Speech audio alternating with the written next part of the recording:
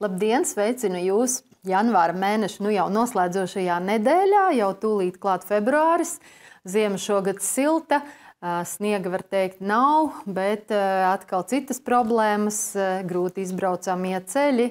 Arī pašvaldībā esam ierobežojuši šo satiksmi, lai smagā tehnika neizdangā ceļus, bet tiešām jā, šis gads būs papostījis arī mūsu ceļa klātnes, un arī šajā gadā droši vien nāksies diezgan daudz, tāpat arī kā iepriekš, ieguldīt līdzekļus, lai ceļu sakārtotu.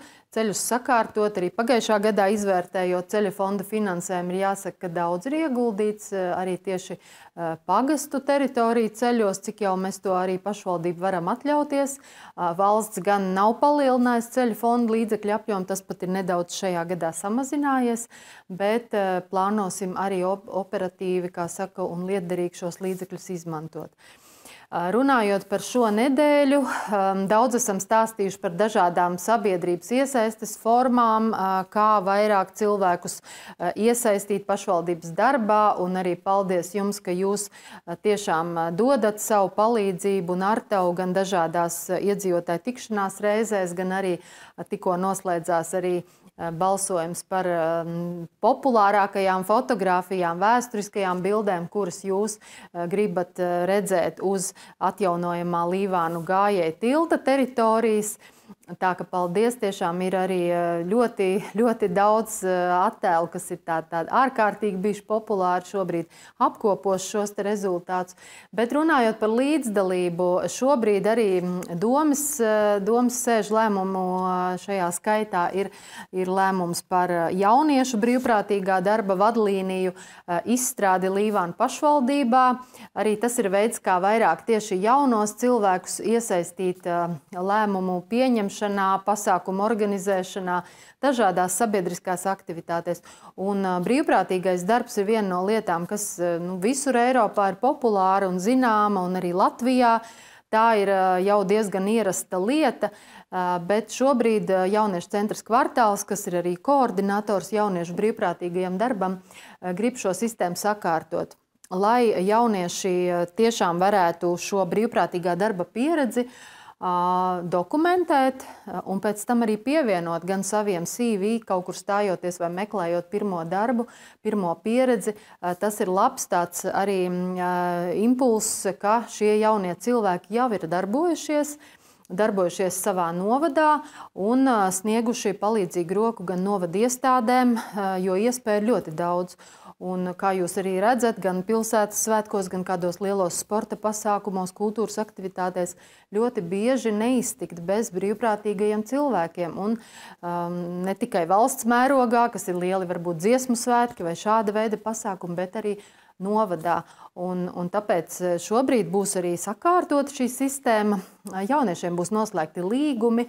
Ja tie būs nepilngadīgi, tad arī vecāku atļauju un iesaisti šeit būs fiksēta.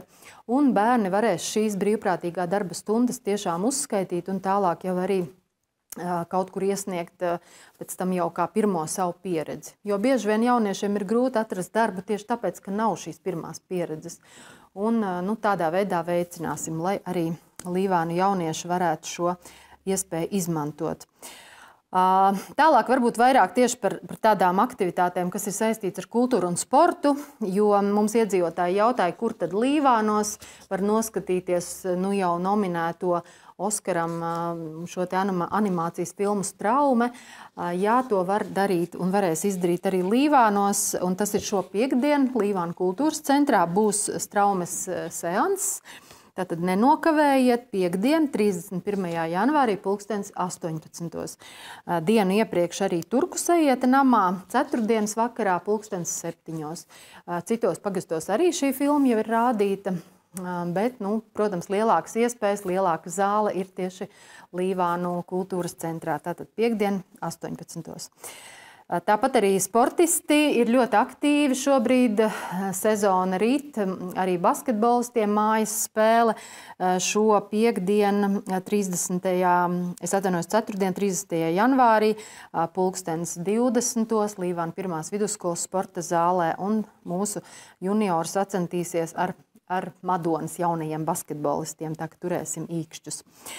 Vēl tie, kas ir aktīvi dzīvesveidu piekritēji, šo nedēļu, 1. februārī, tiek aicināti doties kopīgā pārgājienā.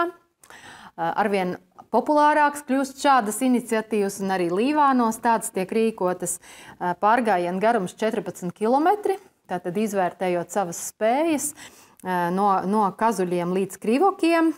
Būs iekļauta maršrutā gan mednieku mājas apmeklēšana, gan arī Ziedderes un Pirtnieces saimniecības apmeklējums.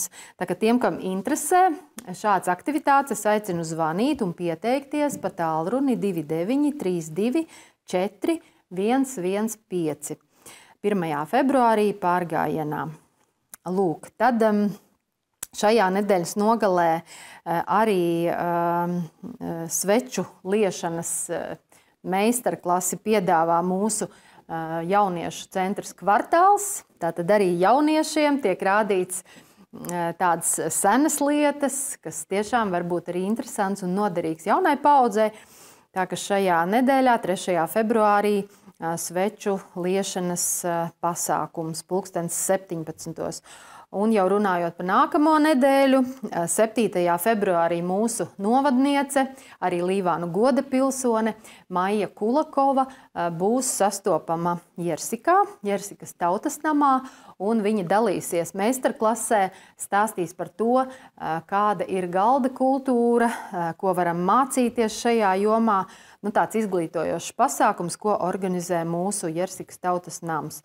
Šeit ir arī dalības maksa un arī pieteikšanās pa tālruni 255 224 99. Un vēl noslēdzot, gribu atgādināt, ka joprojām notiek biļešu tirdzniecība uz tādu lielu izrādi, tiešām Latvijas mērogā teātra izrādi, jaunu iestudējumu, kas saucas Galms pagalmā. Tātad šis uzvedums notiks Līvānos, kultūras centrā 9. februārī, 15. Tā ka šī ir iespēja, lai nav jābrauc vai uz Rīgu, vai uz Goru, vai kaut kur citur tālu, netērēt ceļa izdevumiem, bet tepat Līvānos, Līvānu kultūras centrā uz mūsu lielās skatuves noskatīties šo uzvedumu, kas notiks, kā jau minēju, 9. februārī. Tā kā vēlu visiem stipru veselību šajā gripas laikā, esam stipri, esam veseli un tiekamies kādā no nākamajām pārraidēm. Visu to labāko!